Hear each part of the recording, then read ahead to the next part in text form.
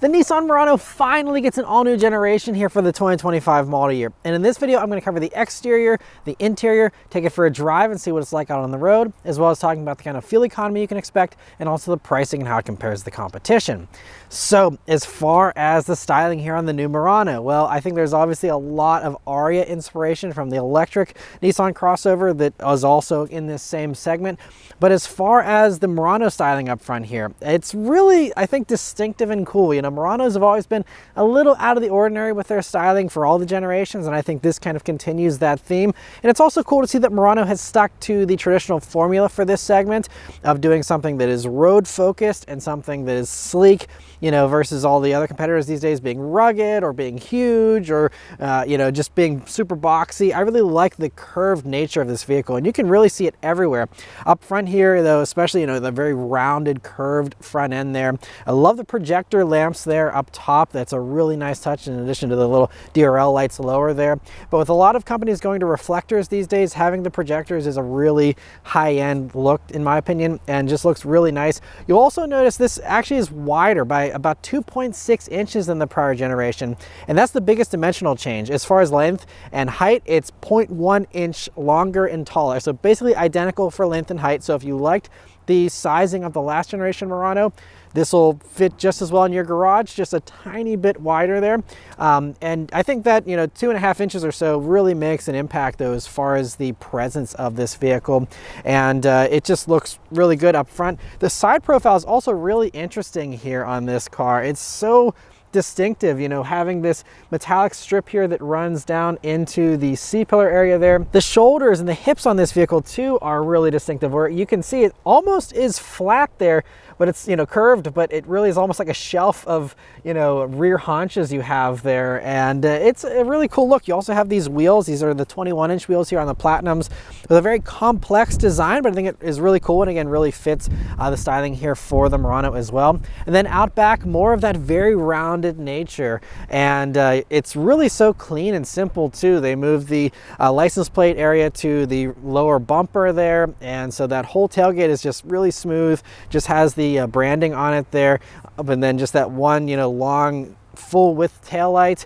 And even the rear wiper has been hidden to up above the little diffuser area there. So, I mean, so clean out back there. And again, so curved. It's just, you know, again, everything is boxy these days. And so seeing something with a curvature to it and the extra dimension that provides, I mean, you really can see it, especially in person. I think this vehicle, you know, in pictures or video, it might not convey the dimensional effect this car has, but whenever you see all the curves and see it all in person, I think it really makes a nice impression. And especially this one, also this Aurora Blue Pearl color is so beautiful in the sunlight here, especially with the metallic flake in it, combined with the black roof option that's available here on these, just makes for a really good looking car. The interior of the Murano also gets a huge improvement here. So cool looking. I love these blue seats.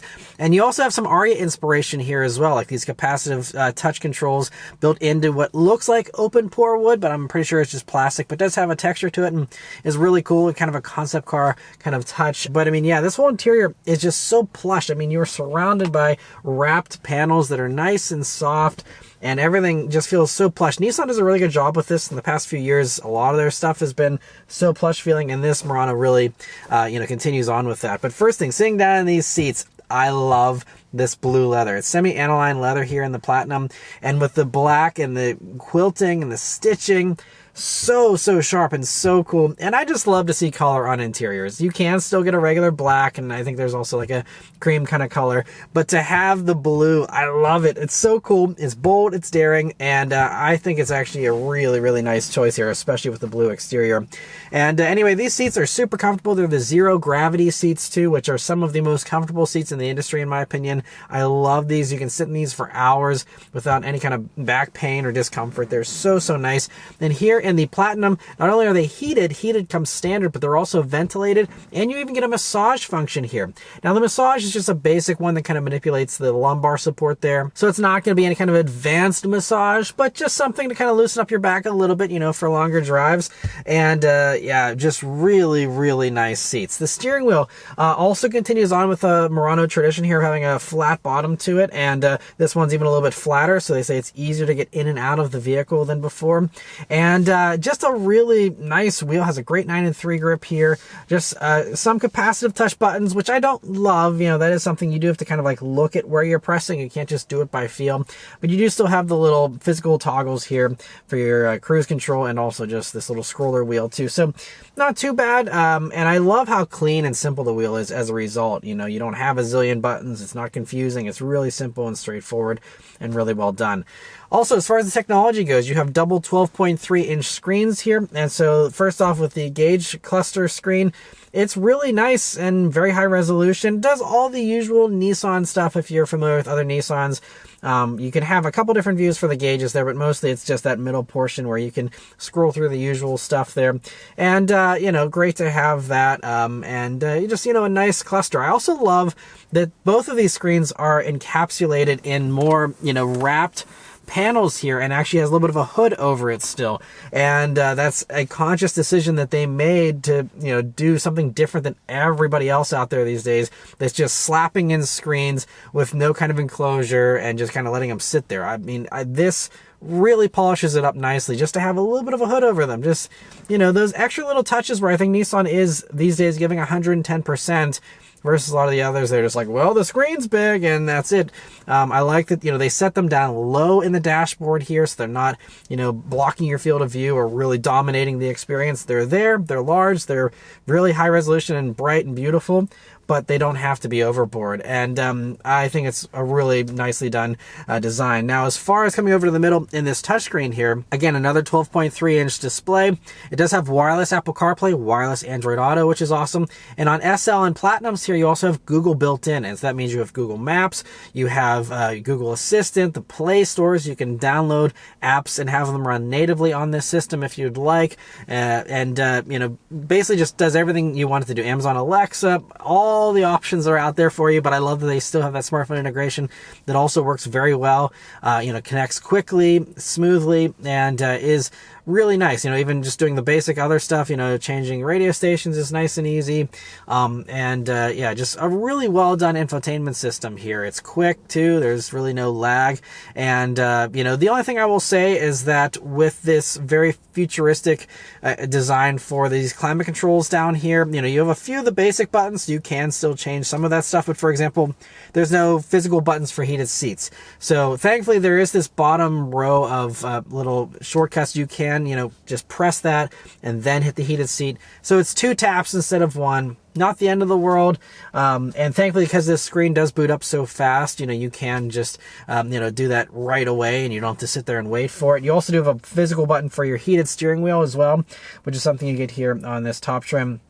And so at least you have one there for that, but you know, not too big of a deal, I think. And the fact that, again, you still have these capacitive touch buttons for your other basic controls makes it, you know, mostly okay. But just one, you know, switch here is you do have less buttons, a lot less buttons than the old Murano. So you do have a nice large volume knob though here. This infotainment screen is also hooked up to a 10-speaker Bose stereo here in the SL and in the Platinums here. And it's really great that you have that. It's a really nice sounding stereo from my limited experience so far. It's very clear and crisp. And in my opinion is, you know, right up there is one of the best stereos in this segment.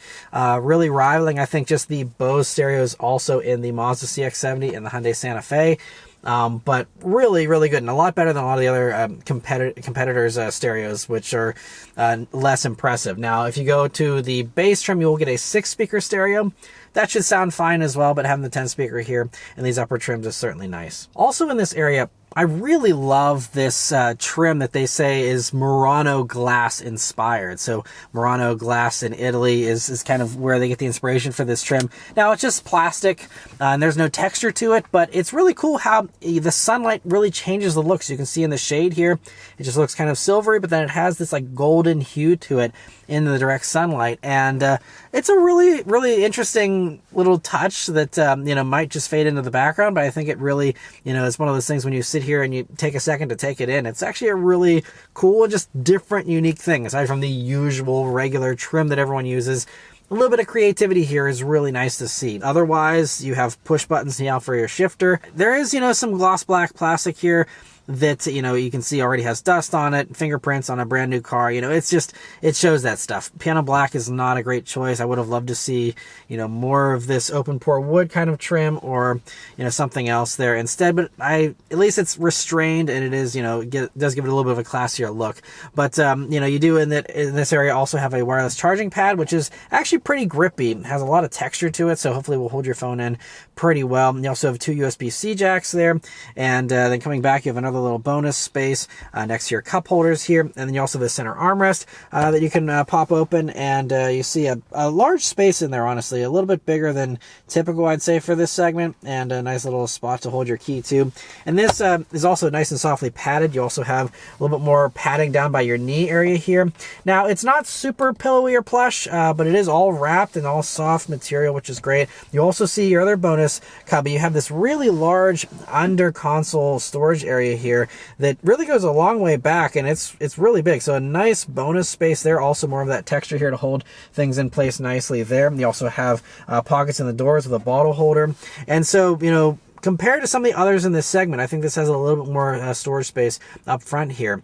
Now, moving on to the back space here in the Murano, it's a really nice amount of space. They did say that they actually increased rear legroom because of the fact that the front seats are now thinner, and so that allowed them to open up a little bit more knee room there in the back, and that's a really nice improvement. You also, you know, still have plenty of headroom, and they even said the door opens up wider than before, so that helps either getting, you know, people in and out, or car seats, kids, you know, all that kind of stuff in and out of here a little bit easier, so a little more family friendly, which is great too. Those are also zero gravity seats back there as well. Now, I have to say they're not as comfortable as the front seats, but it's still nice you have that technology back there as well. And here in the Platinum, they're heated seats in the back. They also have their own USB-C jacks and air vents when you look forward, and there's also pockets in those doors, and a fold-down center armrest. Although strangely, the fold-down center armrest does not have any kind of strap to pull it, and trying to wedge my fingers into there to pull it down, it's really stiff, and it was actually really hard to get that armrest down. Just an odd little quirk there. But you also have like rear sunshades, which is great, and they also have the view out of this gorgeous panoramic double pane moonroof here on these top trims as well. And so that's, you know, gonna just make this feel very airy, and, you know, just a really nice experience. Plenty of headroom back there too, and so a really nice back seat. And then moving on to the cargo space here in the Murano, that's also been nicely improved. So in all the dimensions, basically it's larger, aside from it seems like it's not quite as tall as the old Murano. As far as stacking capability back there, might be slightly less, but everything else, it seems like it's wider, it's longer, and that's great. So you also have little pockets there on the right and on the left. You also have underneath the floor a spare tire, a nice large spare tire too, which is, you know, a nice thing to have, something that, you know, is getting to be more and more rare in the segment these days. And so great to see that you still have that. But let's start up and go for a drive. The Murano here also uses the new Nissan key, and it's a nice key. It's just plastic, but has a nice little metal trim ring around it here. And it's nice and thin, so I do appreciate that. If you do keep keys in your pocket, it is a nice thin one, so that's great. But of course it is keyless access, keyless entry, and push button start. So you just leave the key in your pocket, hit the engine start button, and it starts right up. All right, so setting off here in the Murano. So the first thing you notice about this vehicle, I think the first thing that I'm noticing here is just the really good visibility that you have. So you have a dashboard that does come up a tiny bit higher with my sitting position here, but really feels like it envelops you with the driving position here, and really good view still forward. Like, one really nice change here for this new gen Murano is the fact that you have the mirror now off onto the door, not at the A-pillar. So it means you have a nice thin A-pillar, really great for visibility. And so that's one change. I always love when cars make that change, because it just opens up the forward visibility so much.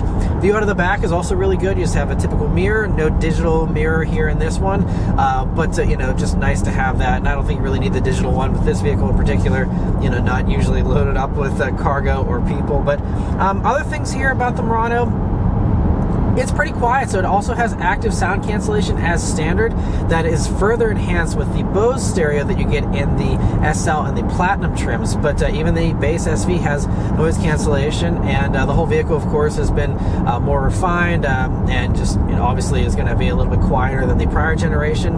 And even on these 21-inch wheels, it's also a pretty smooth ride so far. We'll continue to test that out here this morning, but you know, it seems to be a pretty nice, smooth smooth ride. We do have these active frequency dampers here on this vehicle, and so as we go around a little bit of a corner here, it's you know, gonna be totally fine for the handling. This isn't a sports car, you know, it's not designed to, you know, be a sporty handler or anything. And those dampers, I don't believe, are like super active, so they're not gonna really change a whole lot depending on drive modes there, but is gonna just, you know, help to give you a smoother ride and just increase the roll stiffness. And so that's going to, you know, help us to feel more confident going down the road.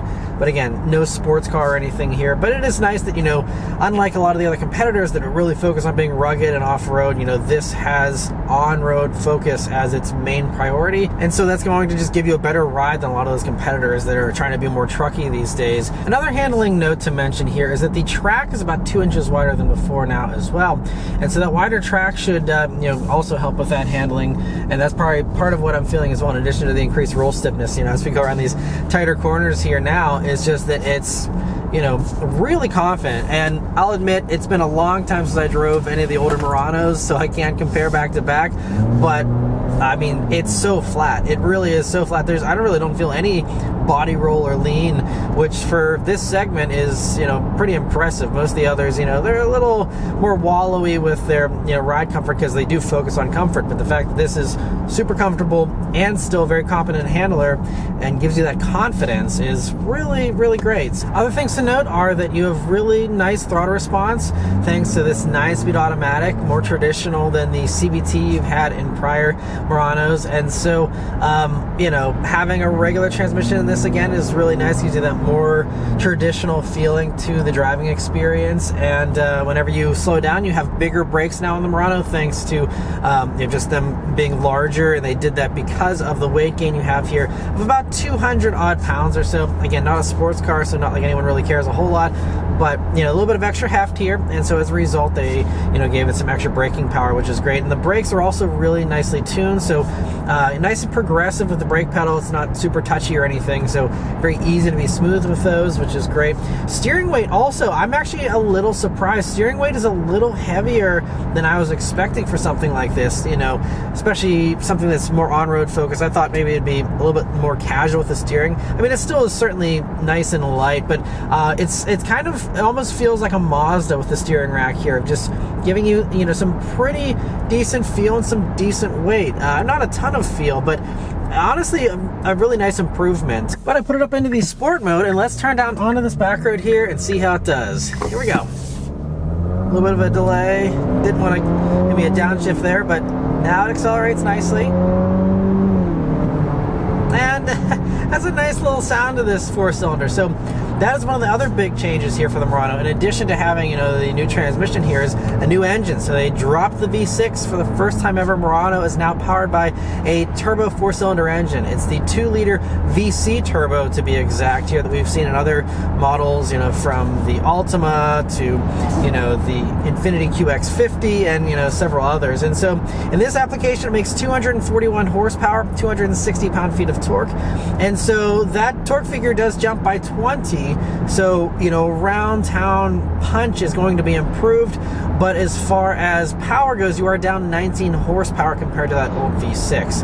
And I mean, it's just the way everyone's really going with downsizing these days with engines. There's no 0 to 60 time given for this. I don't think anyone buying these really cares a whole lot, but you know, because of that trade-off in torque, you know, in fact increasing, I would hope that it's going to be around the same performance, and you know, actually again, around town would feel a little punchier as a result of that extra torque, which you really do feel, you know, turbo spooling up, you know, a little bit earlier than a V6 engine revving out. You know, it should be an improvement overall in the straight line acceleration. Front wheel drive is standard on the base SV trim of the Murano, but all wheel drive is available on that one for just $1,000 extra.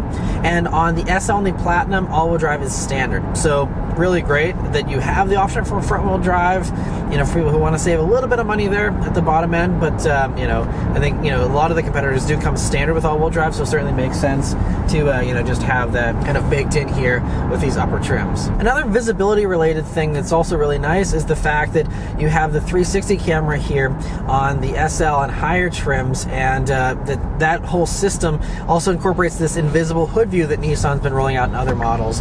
And in the Murano, 2.0, you know, it just means that if you're in a really tight parking space, or if you need to place your tires exactly right to go like through a car wash or something like that, you have that invisible hood view there, so that, you know, you have excellent visibility thanks to those cameras, you know, combined with, of course, again, the great visibility just from all the glass here. And, you know, merging onto the highway here now, I'm just in the normal mode. I'm not even in sport mode anymore, and it's still really assertive with giving me the power that I was looking for. And honestly, the more that I hear this engine and this application in particular, I mean, it's actually fairly quiet, and I believe it's quieter than the old V6, but I actually like the sound of it. A lot of turbo four cylinders don't really sound great these days, but I think this one is one of the better sounding ones for sure. So we are out on the highway here now, so I'm going to turn on the Pro Pilot Assist that you have here. As standard in all of these, you get adaptive cruise control with the lane keep assist. That's what the Pro Pilot Assist system encompasses here. And so it's the 1.0 system, so it's a hands-on system. Whenever you go up to the SL and the Platinums, it is a 1.1 system, which if you are running navigation through Nissan's embedded navigation, the Google Maps here, then it will be able to intelligently slow down for corners, and if it knows your route, it can custom tailor the logic for the system, which, you know, isn't a thing I think you'll really notice a whole lot unless you do a lot of highway driving. So not a big deal, you know, either way, just you get great standard equipment here in this.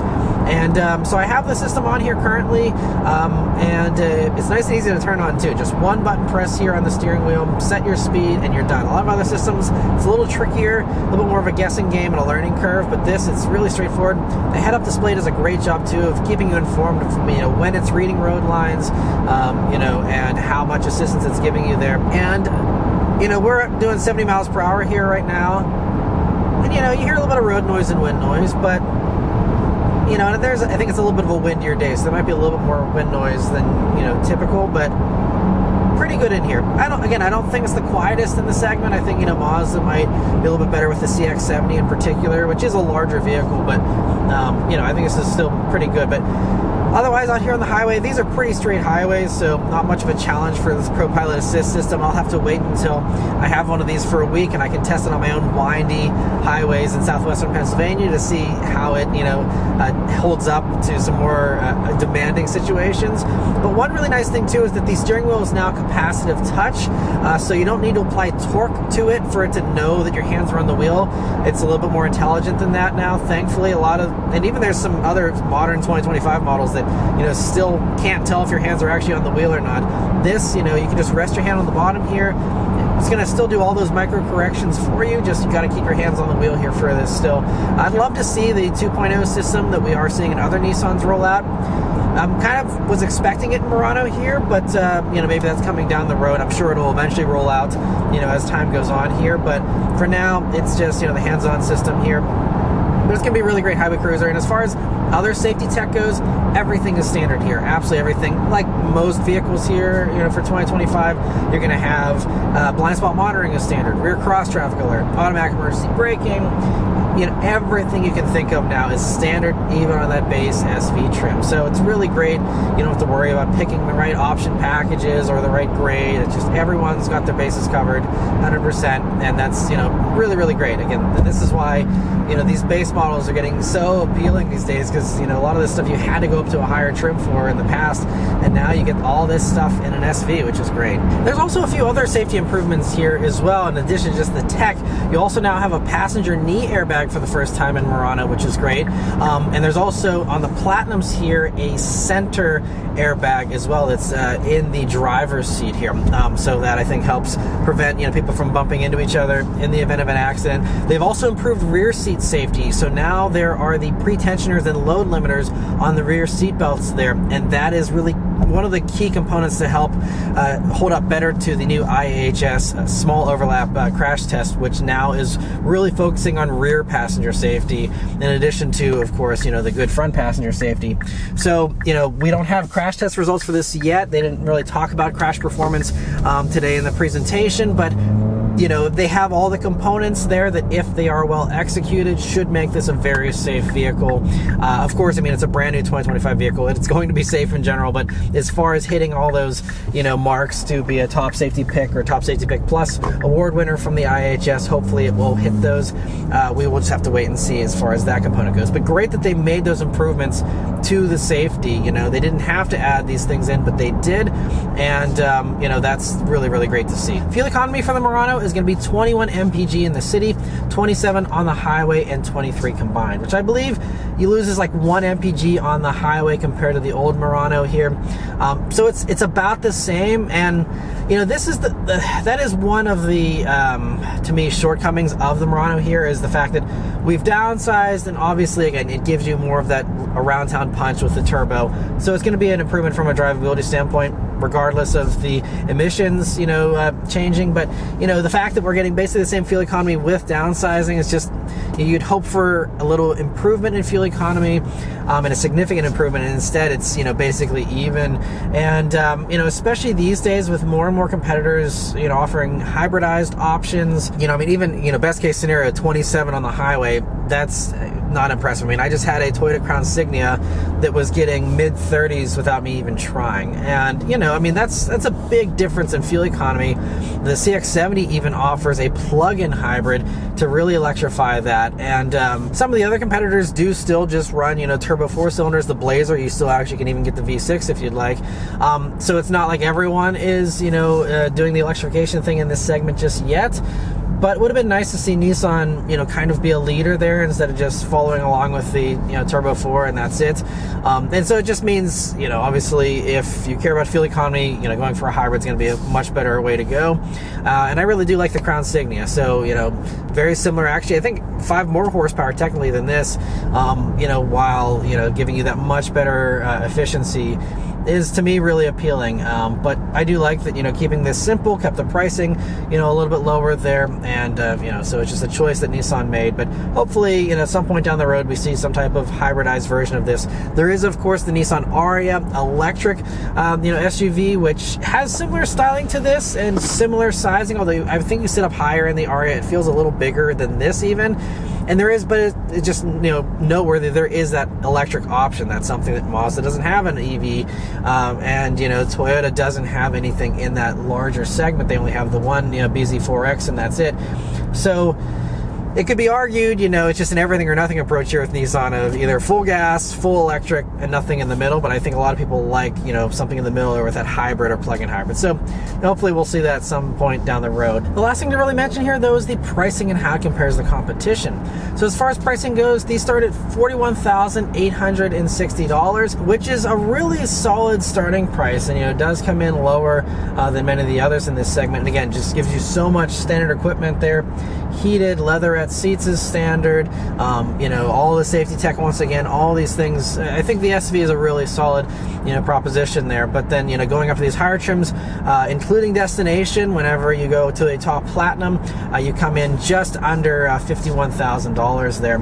And, you know, at that price point there, you know, it is still undercutting some of the others that can get into the mid 50s here, you know, with their top trims. And the nice thing with the Murano too is there's no option packages really, aside from, you know, the option for the two-tone roof here.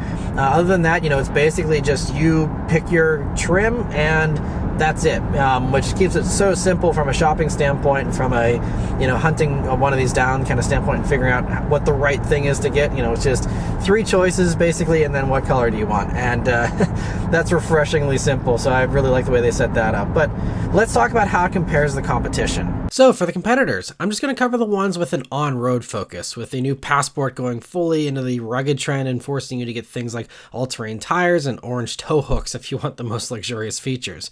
So there's lots of competitors, and I'll try to cover them quickly, but they are the Mazda CX-70, the Toyota Crown Signia, Volkswagen Atlas Cross Sport, Chevy Blazer, Subaru Outback, and we'll include the Hyundai Santa Fe, even though that now comes with a 3rd row. The Mazda CX-70 is the strongest competitor in my opinion, starting at almost the exact same price as the Murano, while giving you all-wheel drive as standard, a turbocharged 6-cylinder engine with much more power, a very premium feeling interior, plus it gives you the most space since it's basically basically just the 3-row CX-90 with a third row removed. This does make it a lot bigger than the other competitors though, so if you don't need a ton of cargo space and want something smaller, it might not be the best pick, but even the top trim comes in about $700 less than the top Murano, while matching it on features other than that massaging seat, which only the Murano and the Volkswagen Atlas Cross Sport offer. I love the CX-70 though. It drives great and would likely be the one I would get if I was shopping this segment. The Toyota Crown Signia is another one of my favorites in this segment, but it starts at a higher point with heated and cooled seats and heated rear seats all being standard. Plus it can get up to 39 mpg, saving you money on gas in the long run, but those will cost you $45,000 to start.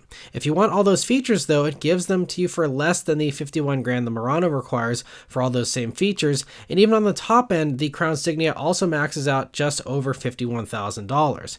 The only downsides are a little less interior space, and Toyota's not making a lot of them, so they're probably going to be hard to find.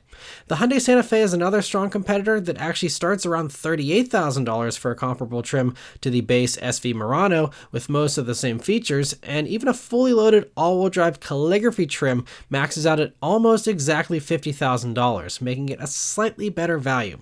The only real downside of the Santa Fe is the powertrain isn't as smooth with its dual clutch automatic.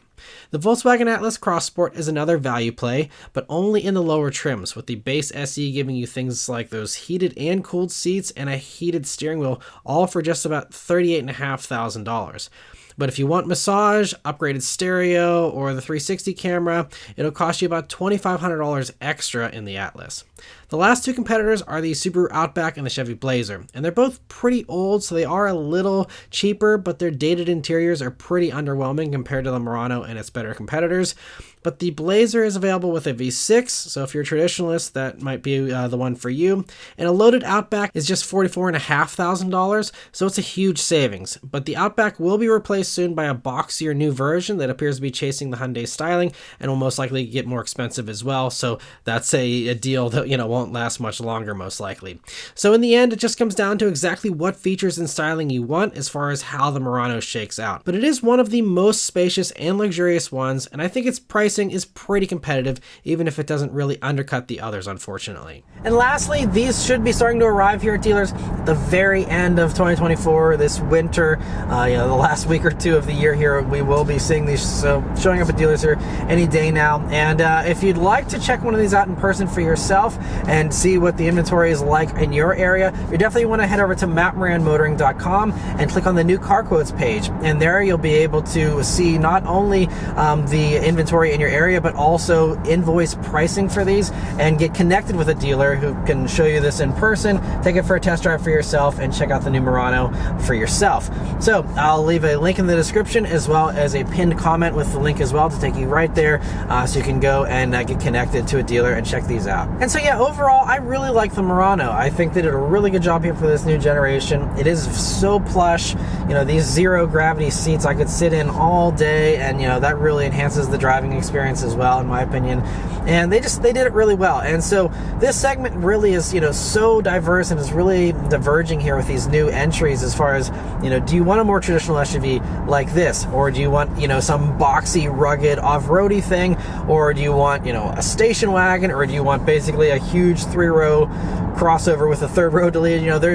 They all do everything so differently in this segment, and so because of that, there isn't really, it's hard to say, obviously there's the pricing differences there, and they all offer different things, but, I feel like the Murano is really one of the last that kind of sticks to the more traditional formula for what this segment used to be for a long time. And if you're someone who, again, doesn't want to pretend like you go camping every weekend, or you're someone who, wants something that's a little smaller or a little more traditional than that Crown Signia and the CX-70, I think Murano is great, and again, priced well, executed very well, and overall just a very solid offering in this segment. And it's great to say that because, again, Murano was dated for a long time. That old one was pretty old. Stuck around probably longer than I would have liked to see it stick around, honestly, but I'm so happy we have a new one here, and that, like a lot of these other new Nissan products, it is really, punching above its class in some ways, and is, just very luxurious, very well done, and priced really well. And so great to see Nissan continuing this streak of, some really solid offerings. Yeah, so anyway, Really like the new Murano. But let me know your thoughts on the Murano in the comments below. Huge thanks to Nissan for providing me here with this opportunity to review the Murano for you guys today. Yeah, thank you all very much for watching, and I'll see you guys on the next one. Take care.